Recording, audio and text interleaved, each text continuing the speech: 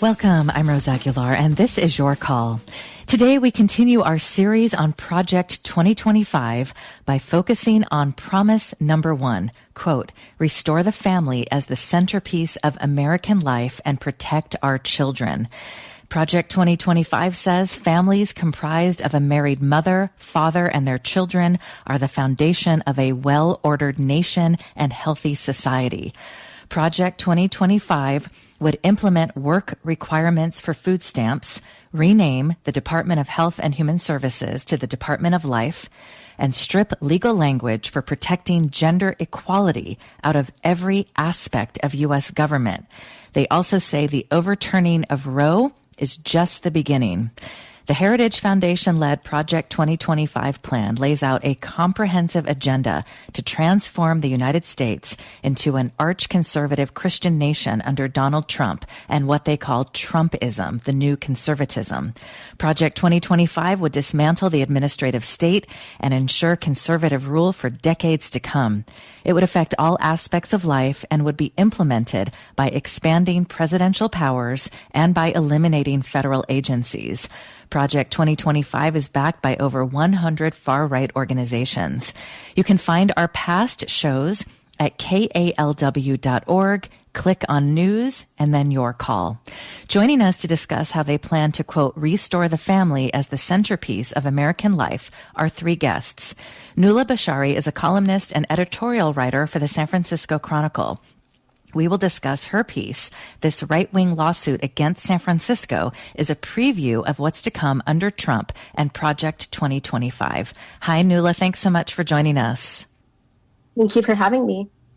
We're also joined by Melissa Girer Grant, a staff writer at the New Republic and author of the book Playing the Whore, The Work of Sex Work. We will discuss her piece, The Real Targets of Project 2025's War on Porn. It's not just about people watching porn. It's drag queens, trans people, LGBTQ library books, and more. Hi, Melissa. Thank you for joining us. Hi. Thanks so much for doing this. We're also joined by Julie Millican, Vice President of Media Matters, a progressive research and information center dedicated to monitoring, analyzing, and correcting conservative misinformation in the U.S. media. Media Matters has published a guide to Project 2025, the extreme right-wing agenda for the next Republican administration. Project 2025 aims to roll back civil rights and destroy the federal government, among other proposals. Hi, Julie. Thanks for your work, and thank you for joining us. Hi, thank you so much for having me. Well, it's great to have all of you. Project 2025 is getting so much more attention. When Vice President Kamala Harris put out her first statement after President Biden announced support for her, Project 2025 was in a 2-line statement. So it is really now getting out there. More and more people are learning about it. I'd like to ask all of you, when you look at promise number 1, what they're calling restoring the family as the centerpiece of American life and protect our children, there is a lot in there, and we've got time to talk about it. But I just wonder what really stands out for you. So, Julie, why don't we start off with you, given that Media Matters has published an entire guide to Project 2025? Thank you. Yeah, so what stands out to me in that, I think, is something that is an undercurrent of the entire Mandate for Leadership and Project 2025 that doesn't get talked about as much as some of the specific policy proposals that they have. And that is the influence of a very far-right interpretation of Christianity that really sets the stage and sets the tone for a lot of the policy proposals that follow. They really aim to center this interpretation of Christianity as, the center of the federal government, and they want to create a government that upholds what they view as Christian values. So there are a lot of ties to certain Christian nationalist groups, for instance, that were involved with the drafting of this Mandate for Leadership. And what it really does is take aim at both women women's role in society, LGBTQ individuals, and couples, and transgender people who, do not fall within the norms of what is considered the traditional views and the traditional roles of men and women, the traditional roles of gender, and the traditional roles of families. And so that is something that they really throughout the proposal, the guidebook, includes all of these proposals that reinforce just this very narrow and a very strict definition of family and gender roles. And again, we should say this is all out there for everyone to read. It is an over 900-page document, and you can go over all of it. In the Project 2025, it says, every threat to family stability must be confronted. What would you add, Melissa? What really stands out for you? I would just jump on top of that and say every group that Nuala listed, the idea of this sort of white Christian family being the ideal that Project 2025 is trying to protect. I'm sorry, Melissa, can you talk a bit louder? We're having a hard time hearing you. Sure. I hope that that's better. Yes, better. Thank you. Okay, great. So I would just jump on what Nuala was saying and extend it that, all of the people that Project 2025 sees as a threat to this white Christian value structure, to this white Christian family ruled by a white man, they define as pornographic or obscene. And so there's been some very amusing pushback to Project 2025 saying, I can't believe these people are going to try to ban porn, we should just tell everyone that. And of course, they'll oppose Project 2025. But it's important to remember that they are defining pornography very expansively. Kevin Roberts, who's the head of the Heritage Foundation, who wrote the foreword to Project 2025's proposals. He also has a new book coming out that J.D. Vance wrote the foreword to. Mm-hmm. So these are people who are sort of in the mainstream, both of this effort and at this point, what is the Republican Party, who are going out there and saying things like library books are sexualizing our children. Sex ed is sexualizing our children. They're trying to recast any efforts to address queer and trans history and queer and trans people in schools as obscene and as dangerous to children. And in that, they aren't alone. I mean, this is part of a broader international movement that you'll see in Viktor Orban's Hungary, for example, that is trying to claim that there's this threat to children, threat to families, threat to the order of society. Sometimes they call it gender ideology. Project 2025 uses that language as well. They are trying to create scapegoats. And in a moment where we see increasing political violence, we need to take that really seriously. We've seen a preview of how this kind of ideology is playing out in certain states that have already adopted laws that essentially are doing Project 2025 right now in schools in Florida, in schools in Alabama, in parts of Texas. This has created an environment of fear, harassment, and violence for all of those people that Project 2025 considers not worthy of protection and, in fact, a threat to all of us. Of course, they're wrong. As you point out in your piece, Project 2025 does not define pornography. It says porn should be outlawed. The people who produce and distribute it should be imprisoned. Educators and public librarians who purvey it should be classed as registered sex offenders. And telecommunications and technology firms that facilitate its spread should be shuttered. So you just have to wonder, what do they mean here when they say educators and public librarians who purvey porn? I think they mean all of those people that they're already going after, people who are teaching books that they find objectionable because they're honest about the histories of white supremacy and racism in this country, books on queer and trans people of significance to American history. Even a rainbow flag is considered objectionable to them. And I could see them casting that under the banner of pornography, and a teacher who allows someone to have that in their classroom as one of these people who should be punished, criminalized in this way. I think it's very difficult, of course, for the law to enforce all of these things. Really, what they're relying on is for people to comply in advance, to censor themselves, to be fearful of being inclusive. And I think that we're already seeing that. And, this is sort of an opportunity maybe to kind of rehearse what it would be to push back on Project 2025 when they're already going after queer and trans folks as harshly as they are in certain places. Nuala, what about you? What really stands out for you in Project 2025's promise number 1 about the family and protecting children?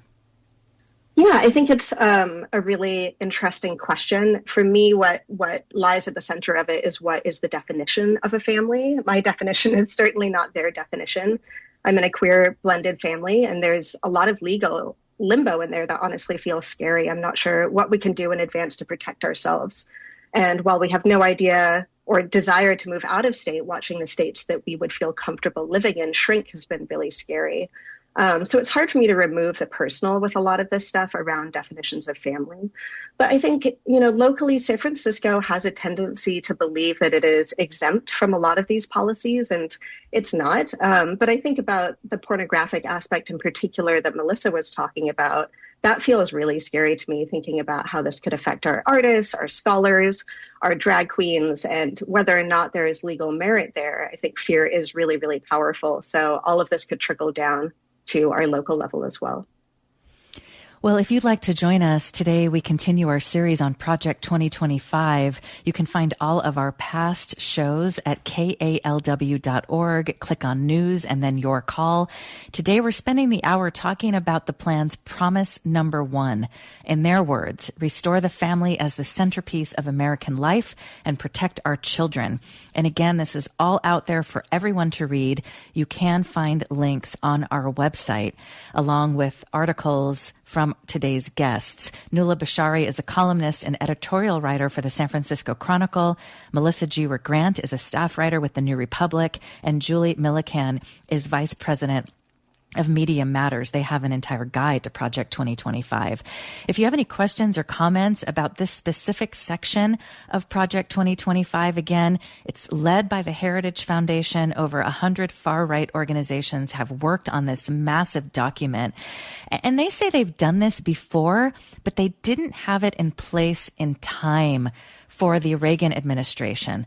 This time around, they want, if Trump wins or a future Republican president, they want this person to implement these policies in the first 180 days. They are ready to go on day 1. That's what makes this different.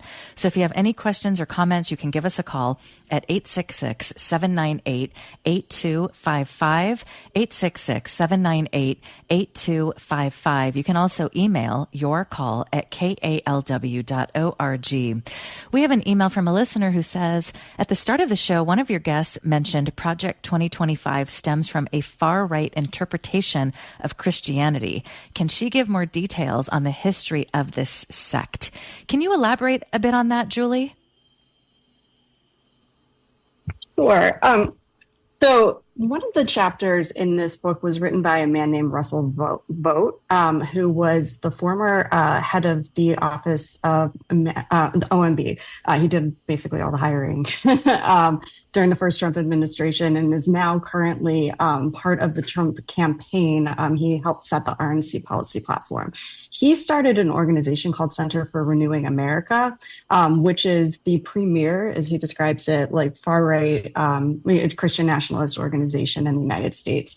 And they believe that the United States was founded as a Christian country, and that we should be following a biblical-based interpretation of our laws, and that the Bible should be the center of the governing of the United States. So they firmly do not believe in the separation of church and state. They believe in essentially what is a white Christian nationalist in a worldview, in that Christianity should be guiding the government, and there should not be the separation of church and state, and that that part, it is something that, like I said, it kind of weaves its way throughout the Project 2025's mandate for leadership, but it's also something that is like really prevalent within the MAGA movement. It's something that we, as an organization, we monitor a lot of right-wing talk radio, we podcast. And what we have seen is there's been a blending of the like Christian media ecosystem with the right-wing media ecosystem. And they're very much singing from the same choir book, basically, in their really like restrictive views on race, gender, sexuality, and with the women's role in the workplace. I mean, there's other things that we haven't kind of discussed yet that are all kind of tie back to this like Christian worldview. They have this biblically based, I'm quoting right now, biblically based social science reinforced definition of marriage and family. But the partner organizations that have signed on to this have also gone further. There are at least 22 of the advisory board members for Project 2025 have like attacked or outright called for the end of no-fault divorce, for instance, meaning they do not want people to be able to get divorced because they want to, they're having problems in their marriage or any various reasons. You have to find a fault. And this was something that was used for, centuries, really, to keep women in abusive relationships, to make it impossible for women to, be able to divorce husbands that are cruel to them. Like there was a lot of difficulty to be able to have divorce, and they want to basically bring that back so that it's harder for people to get out of marriages that are not working for them, that it is harder for women need to be more financially supportive on like dependent on their husbands. And this all goes back to this very Christian, like right-wing version, interpretation of the Bible that like women are to be subservient for men. The only appropriate marriage is one between a man and a woman. And it's really something that like shapes the entire view around reproductive health, gay rights, etc. And it's throughout, like I said, it's just peppered throughout this guide. Melissa, would you like to add anything about what this far right interpretation of Christianity actually means? Absolutely. It's incredibly dangerous. And I think after January 6th, this danger should feel very palpable to people. When we're talking about Christian nationalists, white Christian nationalists, these are people who believe that God has ordered them and given them the roadmap to rule others, to create a Christian nation. The kinds of flags that people were carrying into the Capitol on January 6th, like this Appeal to Heaven flag, it's a white flag with a pine tree on it. You see it also outside House Speaker Mike Johnson's office. This is something that has mainstreamed. Leonard Leo has flown this flag, or I'm sorry, I'm not sure if it was Leonard Leo or Samuel Alito's wife, Martha Ann, forgive me, but people Samuel who are Alito. It was Samuel Alito. Yeah. In allegedly his wife, but it was their house together. This is something that has rapidly mainstreamed. You would think after January 6th and how hand in glove this sort of Christian nationalist ideology is, Trump is God's candidate. He should be ruling. It doesn't matter if he won the election. A lot of the election denial and this kind of stop the steal movement is wrapped up in Christian nationalism as well. It's beyond just we should win because we have the better ideas. It's not about that at all. It's, we should win and we should have won because God is on our side. And they're very successful in sort of inverting things that you would think don't sound Christian nationalist at all. So, for example, this group, Alliance Defending Freedom, they've brought a lot of cases before the Supreme Court. They are one of the main groups behind Project 2025. A lot of the family language is just direct out of things that they have been saying for years in court briefs and in front of the Supreme Court. They view what they call religious freedom as the freedom to express their Christian religion through discriminating against queer and trans people, against same-sex marriage, against providing abortion or even contraception. They are trying to sort of like use this mantle of religion as a way to use the state to discriminate against those that they have ideological conflict with, or are trying to use to create a broader ideological conflict. None of this stuff is incredibly popular, right? But they can't actually win on the merits. So that's, I think, why we see this like kind of alliance between Christian nationalism and these broader efforts at eroding democracy that we saw on January 6th. Like, they are not pushing a popular message. And so in order to succeed, they know that they have to take control of and erode our democracy. Nuala, what would you add? Not much. That was, a really thorough explanation. I think it is just such a powerful narrative reading it. I wish in many ways that the left had a rhetoric or belief system as solid to point at, because I do think people really want something to follow. But when I read a lot of the details in this, some of these proposals just seem so extreme that I do wonder how popular they will be if they're implemented, not just for the left, but for the center and the middle, because it is really an extreme shift from where we are right now. Well, to your point, if you look at one of their goals, number 3, promoting stable and flourishing married families comprised of a married mother, father, and their children are the foundation of a well-ordered nation and healthy society. Now, I'm reading from Project 2025 directly. Unfortunately, family policies and programs under President Biden's Health and Human Services Department are fraught with agenda items focusing on LGBTQ plus equity, subsidizing single motherhood, disincentivizing work, and penalizing marriage. These policies should be repealed and replaced by policies that support the formation of stable, married, nuclear families. Working fathers are essential to the well-being and development of their children, but the United States is experiencing a crisis of fatherlessness that is ruining our children's futures. They go on to talk about physical and sexual abuse, incarceration, teen pregnancy, poor educational outcomes, high school failure. The list goes on and on.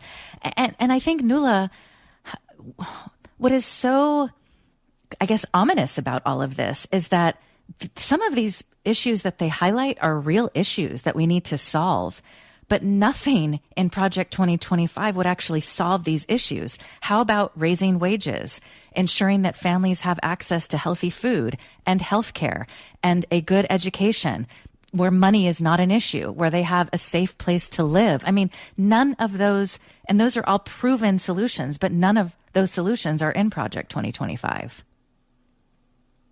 Yeah, exactly. I think that, there are a lot of populations in this country that are struggling because of decades of systemic oppression, and they really do need targeted support to stay healthy, to stay housed. And so that is in many ways why DEA policies are in place, why affirmative action policies are in place, to be able to allocate resources to populations that are struggling specifically. And we've seen that really challenged in San Francisco recently. There was a lawsuit filed last November alleging that several of its guaranteed income programs violated both state and federal affirmative action laws. So of those, 2 have been kind of centered and have a bit of merit, unfortunately. One was a guaranteed income program for transgender people that gave 55 people who were low income $1,200 for up to 18 months.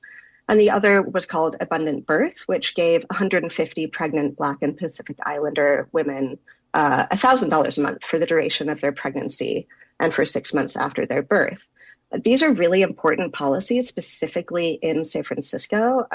In this city, transgender people are 18 times more likely to experience homelessness than the general population, and half of all maternal deaths in the city each year are Black women. So these are populations that really need support, but they are being challenged legally and likely successfully. So the trans program has already shut down. The participants were given 1 month notice, and Abundant Birth may have to remove the qualifiers that it has in order to continue providing resources and support for people. This is such an important story, Nuala, and I'd like to talk more about it after a break. Nuala reports that a lawsuit in November claimed that because San Francisco's programs prioritize benefits for people based on gender, race, and ethnicity, their use of public funds is discriminatory.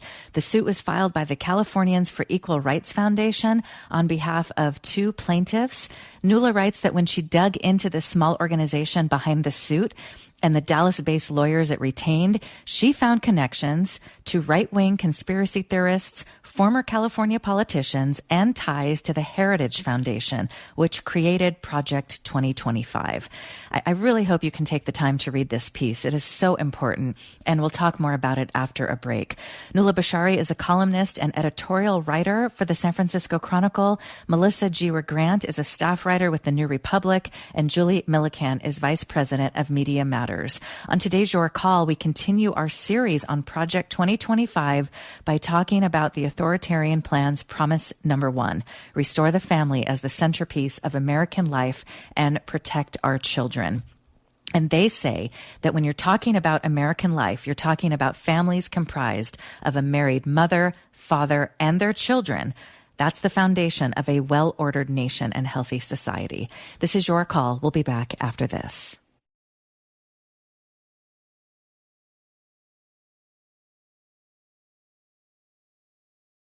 This is Your Call. I'm Rose Aguilar. Today, we continue our series on Project 2025 by talking about the plan's promise number one: to restore the family as the centerpiece of American life and protect our children. Just to remind you, the Heritage Foundation-led Project 2025 plan lays out a comprehensive agenda to transform the United States into a conservative Christian nation under Donald Trump and what they call Trumpism. This is the new conservatism. Project 2025 would dismantle the administrative state and ensure archconservative rule for decades to come. It would affect all aspects of life and would be implemented by expanding presidential powers and by eliminating federal agencies. It's backed by over 100 far-right organizations. You can find our past shows at kalw.org. Click on News and then Your Call. Today we're joined by Melissa Giwer-Grant, a staff writer at the New Republic. Julie Millikan is vice president of Media Matters, and Nuala Bashari is a columnist and editorial writer for the San Francisco Chronicle. You can join us at 866-798-8255. You can also email your call at kalw.org. Nuala, just to spend a little more time on the story that you wrote, the right-wing lawsuit against San Francisco is a preview of what's to come under Trump and Project 2025. So again, they're criticizing families that do not have a man, woman, and children. And they say that rolling back abortion rights, well, I shouldn't even say rolling back, it's banned now in almost half the country. I mean, Vice President Harris makes a point that the overwhelming majority of Black women live in the South, and with the exception of Virginia, there is an abortion ban in every southern state. So as we are speaking, women, girls, people who are pregnant are being forced to have children that for a variety of reasons that is none of our business, that they don't want. This is happening right now. And so here's a plan that would actually help pregnant women. 3 years ago, as you report, San Francisco launched an experiment to give 150 pregnant Black and Pacific Islander women $1,000 a month, no strings attached, for the duration of their pregnancy and 6 months after the birth. There have been so many studies about these programs, and they show that they are life-changing on so many levels. As you report, Nuala, half of all maternal deaths in San Francisco every year are Black women, even though they make up only 4% of births. And yet, here comes a lawsuit saying that this program should not be implemented because it prioritizes benefits for people based on gender, race, and ethnicity. So can you give us the details? What is going to happen to this program because of this lawsuit? And as you say, many similar lawsuits to come. Well, I think it will likely be shut down because the case does have merit unless the definitions of who can be included as part of this guaranteed income program are expanded. San Francisco, I think, is going to continue to be targeted in this way. We really, as a city, lead the country with a lot of progressive social experiments that are promoted on national news, and so we're targeted accordingly. The organization that filed this suit is called Californians for Equal Rights. They're based in San Diego, and they learned about these two programs, the Guaranteed Income Program for pregnant women and the one for transgender individuals, when they saw them on national news. So that is one of the reasons that I think we're going to see more of these issues being targeted locally. So I started looking into the group that filed it because I was thinking, why did this San Diego-based group file this lawsuit that is likely going to be successful? And it was an interesting journey down a rabbit hole. This group was launched in 2020 after Prop 16, which overturned California affirmative action laws passed. It's pretty small. And I was looking at their tax filings, and in 2022, they only brought in around $250,000, which is not an enormous amount considering what they are tackling.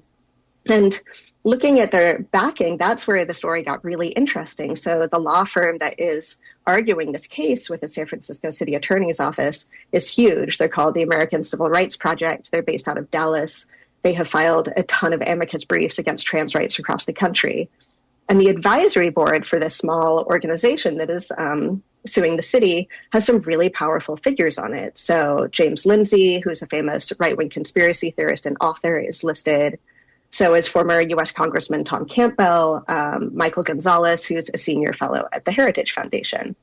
So that led me to Project 2025 and thinking a lot about whether these sorts of small lawsuits that are eroding these policies in local jurisdictions are going to be targeted more. And I think it's a no-brainer to say that they absolutely are. I looked around the 900-page plan, and I didn't see any direct references of affirmative action. But of course, there are so many ways in which that would be impacted.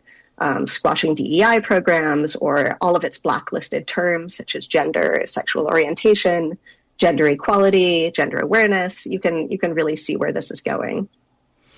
You report that statewide here in California, more than 12,000 people receive money through guaranteed income programs. Governor Gavin Newsom has been an ardent supporter. 44 mayors in California joined a network advocating for an income floor, and more than 70% of voters in California support a federal guaranteed income program to provide hundreds of dollars a month to those living below their county's median income. This is according to polling from earlier this year. And yet we're seeing these lawsuits, and you say that they're just going to continue. And I think, Nuala, the point that you're making is really important because, even if Trump does not win in November, it's not like Project 2025 is going in the trash bin, because a lot of what we read in Project 2025 is already being implemented in Republican-controlled states. And we've had people on from places like Tennessee and Florida, and they said, don't think that just because you live in California or a very blue state, don't think that these policies are not coming for you. Absolutely. Yeah. I think despite the fact that there does seem to be an overwhelming support for these guaranteed income programs in California, that doesn't really matter, unfortunately. Mayor London Breed sent me a statement. She really supports these programs. She's standing behind them. And yet the city attorney's office is fighting tooth and nail to defend these programs. And at least on a couple of them, will likely lose. So I do think it is already happening. I think it will get bigger if Project 2025 is implemented. It says that the Justice Department should immediately use, and I quote, the full force of federal prosecutorial resources to investigate and prosecute all state and local governments, institutions of higher education, corporations, and any other private employers who engage in DEI efforts. So it's going to trickle down 100%. There are going to be a lot of eyes on local jurisdictions implementing these policies. And when that happens, San Francisco is always looked at the most, I think. Right. Melissa, what would you add to that? How Project 2025 will trickle down to states and cities if Trump does not win in November? I mean, and like I said, many aspects are already trickling down. But how do you see this playing out? I'm going to use an example that folks may be familiar with. Earlier this year, the Supreme Court heard a case brought by one of the groups behind Project 2025, Alliance Defending Freedom, who I spoke about a bit earlier. This case was Alliance for Hippocratic Medicine versus the FDA. If they had been successful, this case would have made mifepristone one of the true medications used for medication abortion. It's been FDA approved for more than 20 years, is incredibly safe. They wanted to essentially take it off the market because a group of physicians that they assembled said they were being injured by people who might be their patients someday coming to an emergency room after complications from taking mifepristone. This is outrageous. I mean, the Supreme Court rightly kicked this back and said, this is there is no standing for these physicians to make this claim. But one of the things in this suit, one of the things that was argued in the lower courts and entertained at the Supreme Court by Justices Alito and Thomas, is this idea that's at the heart of the anti-abortion parts of Project 2025. This was sort of its like coming out. They believe that the 1873 Comstock Act, which was an anti-obscenity law passed before women could vote, it should be enforced today to ban mailing mifepristone or other forms of medication abortion, because this law said that you couldn't mail anything that could cause an abortion. This hasn't been enforced in a very long time. It's very difficult even to find examples of it enforced in that era, because it was an era where we didn't even have these kinds of abortion laws that we have right now. The whole landscape even of pregnancy and how people understood, when viability was completely different in the 1870s. But they feel like they've kind of found this like magic trick they can pulling out this old law that not a lot of people are familiar with, including not a lot of people working on abortion rights. So I feel like if they had been successful at the Supreme Court, they would have already achieved part of Project 2025. They weren't successful there, but, to your point, like they will keep coming back. I think this case is going to come back. And one of the things that has been unfortunately sort of misreported about Trump and abortion and Project 2025 is this idea that Trump believes that abortion should be left to the states, that the anti-abortion movement believes abortion should be left to the states. But what they also are saying is there's already a national abortion ban on the books with the Comstock Act, and Project 2025 directs the Department of Justice to begin enforcing this law on day one. This would criminalize people using the mail, sending or receiving medication abortion. They think that they could get away with that. Obviously, it would be fought out in court, but that is a national abortion ban that would be implemented in every state. It is a national ban that already exists on the books, as they argue. It is debatable if that's even legal, but they will try. And I think that's kind of the theme with this, is if they don't succeed with the Trump presidency, they're not going anywhere. They're going to keep trying to pull the levers of the courts, the Department of Justice, whatever they can do to force these things through that nobody wants. To talk more about this, they have a section in Project 2025 called the Life Agenda. And Julie, at Media Matters Guide to Project 2025, you all did a very good job. You've got a drop-down menu, and then you can choose a topic. So I just chose reproductive rights.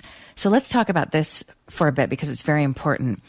Project 2025 says the Office of the Secretary should eliminate the Health and Human Services Reproductive Healthcare Access Task Force and install a pro-life task force to ensure that all of the department's divisions seek to use their authority to promote the life and health of women and their unborn children.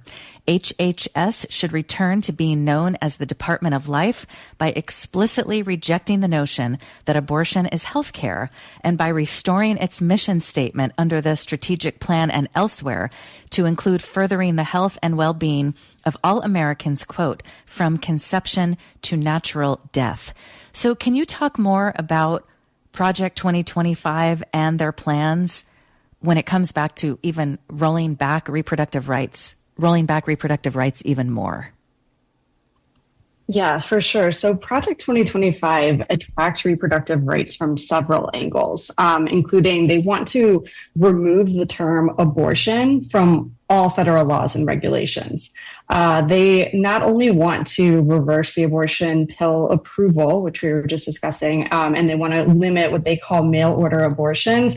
But the other aspect about the Comstock Act that I think doesn't get talked about as much is that the courts may not interpret that to apply only to abortion pills. It's the kind of the thing that I think everybody's pretty clear on it, that it would ban mifepristone and other abortion pills. But it actually says that it would outlaw the use of sending or receiving any object that could be used for an abortion. Now, the courts could interpret that to also apply towards surgical equipment, for instance, that is being used to perform surgical abortions, which are less common these days than medicated abortions, but it still exists. And it's also the procedure that's used for treatments of miscarriages, for retained placentas after birth. It's the same procedure. And that may even be impacted if they, depending on how the courts would interpret the Comstock Act. And given the makeup of the current courts,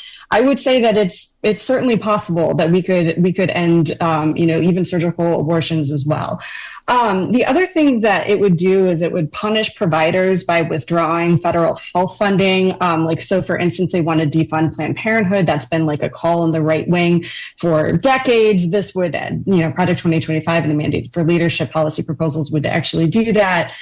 They would also bring back like conscientious objector exemptions to allow providers to deny abortion care or other forms of reproductive health that they, maybe have a disagreement with. They would restrict clinics that provide contraception and STD testing. And then, one of the other things that we've done at Media Matters is gone a little bit further and looked at like what the partner groups themselves have been saying around reproductive health. They're very open about wanting a national ban, for instance, against abortion. But there's also other things like the Heritage Foundation, for instance, has a really long documented opposition to IVF. And it's rooted in this like far right Christian belief that a zygote essentially is a child, and so any sort of destruction of an embryo or of any kind of fertilized egg would be tantamount to murder. They supported the Alabama Supreme Court ruling this year that would have effectively banned IVF in the state, and they've put out really draconian IVF policy proposals on their own for an ex-GOP president. They, like many of their proposals, would mirror this anti-abortion playbook and reinstate trap laws, which are basically laws that would like impose medically unnecessary restrictions on IVF or providers. And it's designed to make the operation of the business like too burdensome to continue. And some of the other things that partner groups have done is they've argued against surrogacy. Again, Heritage is also opposes surrogacy, and they do that in ways where they're making kind of bogus claims or suggestions about like that surrogacy will like negatively impact children's mental health because they believe children should be raised by their biological mothers and fathers. And you see some hints of that in Project 2025, in the mandate for leadership. There's a lot of concern about, the concern trolling, as we call it, around children's mental health being impacted by not being raised by their biological mothers and fathers. And a lot of people kind of interpret that and look at what, Heritage has said on their own around surrogacy to be like, hey, they're opposed to surrogacy. Why might they be opposed to surrogacy? Again, a lot of these groups are pretty open. They don't like the fact that gay couples use it to have children. They don't like the fact that like single women use it to have children without being married and without, having a husband. And so there's just the policy proposals around reproductive health are extreme. And in their own spaces, they go even further. And I think it's something everybody should be really alarmed about. To your point about the groups that are working with Project 2025 and have signed on to this, this is so important. At Media Matters, you all do such a great job of monitoring right-wing media.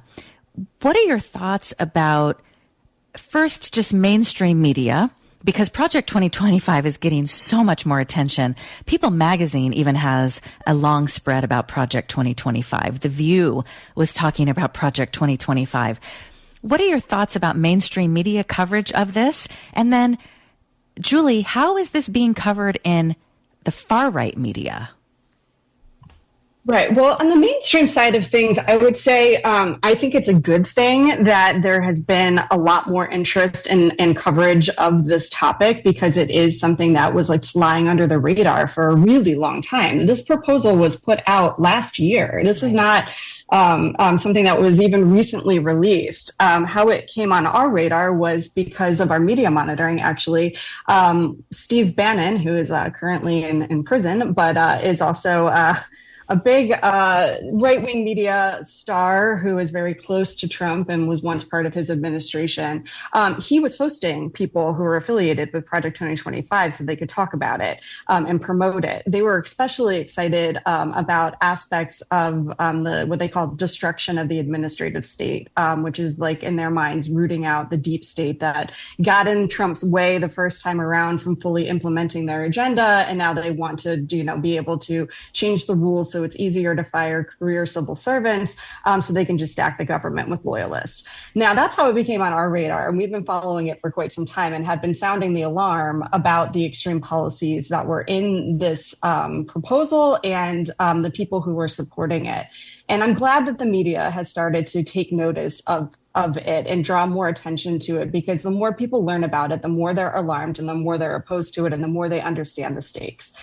And so in the right-wing spaces, it's interesting. So as I mentioned previously, like I think one of the things that's been kind of the rallying cry for them is this idea that they can just like root out their enemies, get them out of the government, weaponize the Department of Justice to like launch a retribution agenda. Like those are some of the things that they're the most excited about, frankly. They know that it's bad policy to want a national abortion ban, so they're not talking about that much. They know that it's bad policy to talk about how they basically want to eliminate queer people from public view and make it like that it is illegal to have books about transgender people in libraries and all of the sorts of things that could happen if some of these policies came out. They understand that stuff's unpopular. So if they do talk about it, they're talking about the parts about their little fantasies about getting the revenge on the liberals that they detest, frankly. And more recently, what we've seen is that they're just distancing themselves from it altogether. Because again, as the media covers this more and as celebrities, draw attention to it, the more people become aware of what's in it, the more repellent these ideas become. And you see it. You see Trump trying to pretend that he has nothing to do with this, despite the fact that he implemented 64% of the mandate for leadership during his first year in office, and he bragged about it. And he's trying to distance himself from it, despite the fact that 31 out of 38 advisors have some sort of connection to him and his administration. The J.D. Vance, as was mentioned earlier, the man that he has picked as his vice president, has wrote the foreword to the Heritage Foundation president Kevin Roberts' new book that's going to be released soon. I mean, these people are deeply tied. And the policy positions that they're pushing are ones that either started under Trump or ones that Trump has openly embraced. So this idea that there that Project 2025 doesn't speak for what would happen in a Trump administration is just false. And I think the media could do a better job of drawing those connections. They are doing it, and I think they need to be explicit about it every single time they talk about it, though, that this is, despite what the distancing that's happening on the right, that they're trying to pretend that this isn't their thing. It is their thing. It is being run and advanced by people who have this is the entire right-wing movement. This is the Heritage Foundation has its hands in everything. Like, there's no reason to think that this wouldn't be the exact policy proposals that they would be implementing on day one. And I think the more people know about it, the better. And I think the media is doing a good job and starting to pay attention to it. And I hope it continues. We are almost out of time. I want to read two questions and then we'll get final thoughts.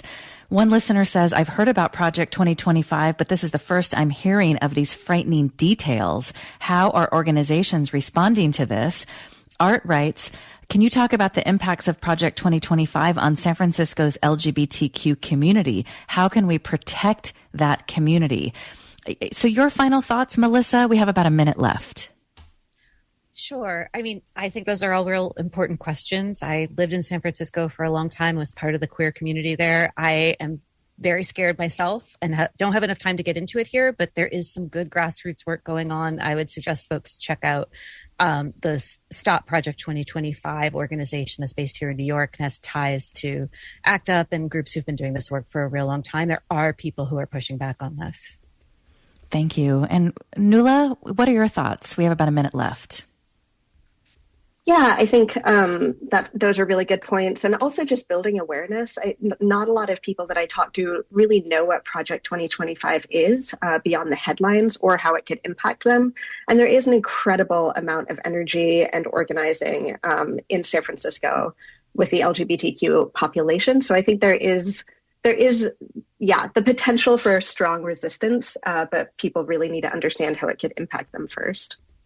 And your response to these questions, Julie? Yeah, I agree that the more that people are aware of what's going on and what the plans are, and the more that people understand the stakes, frankly, heading into a big national election, I think the better. And so to everybody's point, there's great groups on the ground that are organizing against this. And there's also a lot of national organizations that are trying to put out guidance and resources and stuff to support people to fight back. So I would suggest looking into those as well. And we do have time for one more question. Philip writes, certain aspects of porn may be reprehensible, but to ban it is the thin edge of the wedge that will eventually take away freedom of speech. Soon enough, political satire will be outlawed, as it is in many countries, in the name of decency and order. Since you wrote about this, Melissa, do you want to take that one? And we've got about a minute now. Sure. I'll try to be brief. I think that's exactly right. They're trying to create a situation where people are so fearful that maybe political satire would be treated under the umbrella of pornography. Maybe something critical of the government would be considered under the banner of pornography. This is how they are trying to wedge people apart from one another. It really doesn't stop or even start with the porn industry. It doesn't stop or start with sex workers. It's about using that and the stigma of that to try to wedge people apart from one another in a moment where we need solidarity more than anything. Melissa Gira Grant is a staff writer at the New Republic. Her latest piece is The Real Targets of Project 2025's War on Porn. It's not just about people watching porn. It's drag queens, trans people, LGBTQ library books, and more. Nuala Bashari is a columnist and editorial writer for the San Francisco Chronicle. We discussed her piece. This right-wing lawsuit against San Francisco is a preview of what's to come under Trump and Project 2025. And Julie Millican is vice president of Media Matters. They published a guide to Project 2025, the extreme right-wing agenda for the next Republican administration. The plan is to roll back civil rights and destroy the federal government, among other proposals. You can find these pieces at kalw.org. Click on News and then Your Call. Julie, Melissa, and Nuala, thank you so much for joining us. Thank you. Thanks. Thank you. Thank you. And thank you for joining us. I'm Rose Aguilar. It's Your Call.